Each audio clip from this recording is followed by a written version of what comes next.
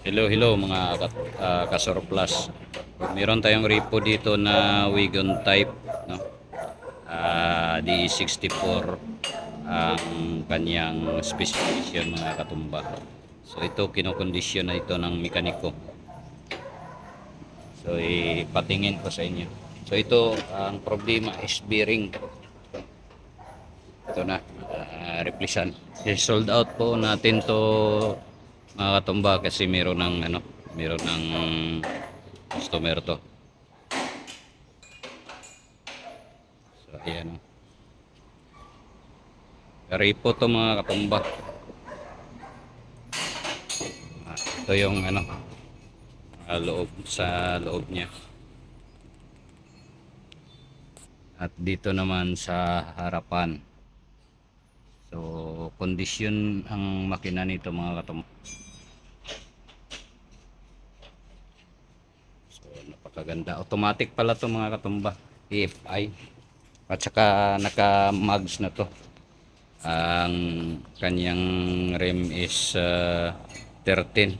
At saka ito DE64 din transformer type, band type to mga katumba. Ito ready for release. Meron na itong mga kasurplus. Meron na itong customer. So 4x4 manual to mga katumba.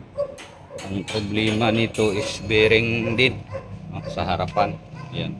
Pag matapos to, isosolve to natin sa ating customer. So ayan, manual siya. Ayan. Kanyang kambyada. So ano pa? Hinog pa to mga katumba. Power window na siya. Ayan, power window.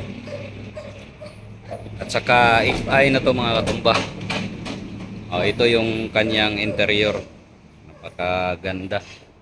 Ayan. Ito yung sa loob. So sa may mga balak dyan na mag-avail ng aming repo dito, no, punta lang kayo dito sa Rosco, Cagayan de Oro City. Inside Rosco Building.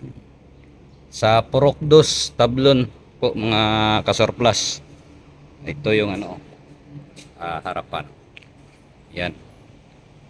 Itong dalawa, itong transformer at saka itong wagon type, meron ng customer to. Kasi paunahan lang tayo mga katumba, mga kasurplus dito.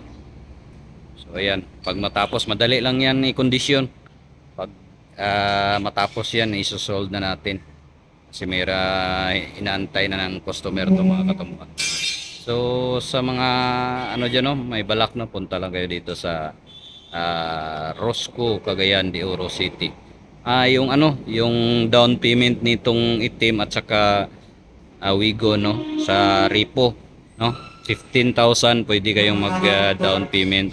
Siguro ito estimated mga katumba, mga monthly nito pag nasa 15 yung down mo, nasa 10,000.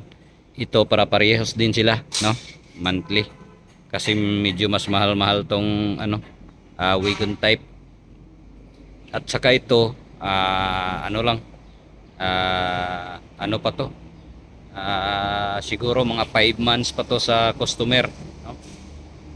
So ayan, maglagay na lang ako dyan ng description number sa aking description mga katumba, para sa mga katanungan pwede kayong tawag sa aming cellphone number.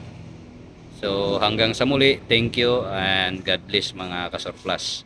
Bye bye.